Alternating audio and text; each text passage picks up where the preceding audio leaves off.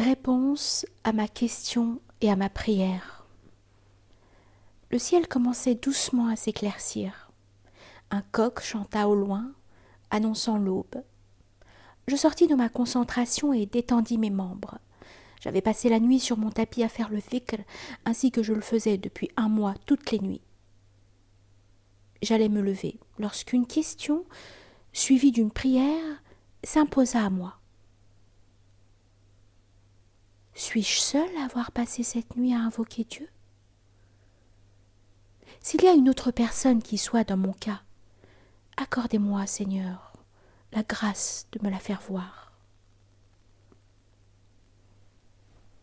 La question semblait m'avoir été suggérée. Elle s'était imposée à moi, suscitant ma curiosité, ce qui n'était pas normal, mais je la formulais cependant à haute voix, de même que la prière qui, elle, sortait de mon cœur débordant de ferveur et d'amour. Je vis aussitôt, avec l'œil du cœur, une créature de la grandeur d'un homme, avec un corps et des ailes d'oiseau, et un visage angélique. Je reçus de la voix intérieure l'ordre de monter sur son dos, et je sentis que je m'envolais très haut, dans les airs. Nous survolions depuis un certain temps des régions qui me semblaient montagneuses, mais que je ne pouvais distinguer car il faisait nuit. Quand soudain, je me trouvais au-dessus d'une petite ville. Je la voyais en plein midi, alors que le jour ne s'était pas encore levé. Où suis-je? Pensai-je. Quelle est cette région que je ne connais pas? Tu es à Séfrou, répondit aussitôt la voix.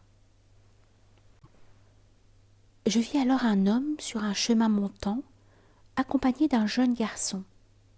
Il était grand, de forte stature, vêtu d'un costume noir. Un grand mouchoir bleu avec de petites impressions blanches recouvrait sa tête pour le protéger sans doute des ardeurs du soleil, car il transpirait abondamment. Ses cheveux ainsi que sa barbe étaient d'un roux foncé. Il avait des yeux bleus proéminents, la vue faible derrière des lunettes à verre fumé très épais. La voix me fit savoir. Cet homme est un grand rabbin qui vient de Palestine.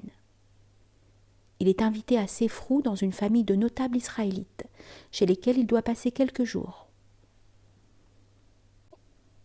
La voix se tut. La vision disparut. Je me trouvais dans ma chambre, assis sur mon tapis de prière. L'expérience que je venais de faire dépassait toutes mes prévisions. Je ne savais dans quel ordre la classer. Tous les éléments étaient déconcertants par leur précision et leur caractère surnaturel. Comment croire en la véracité de cette vision? Comment en avoir la preuve? Il me fallait absolument une certitude.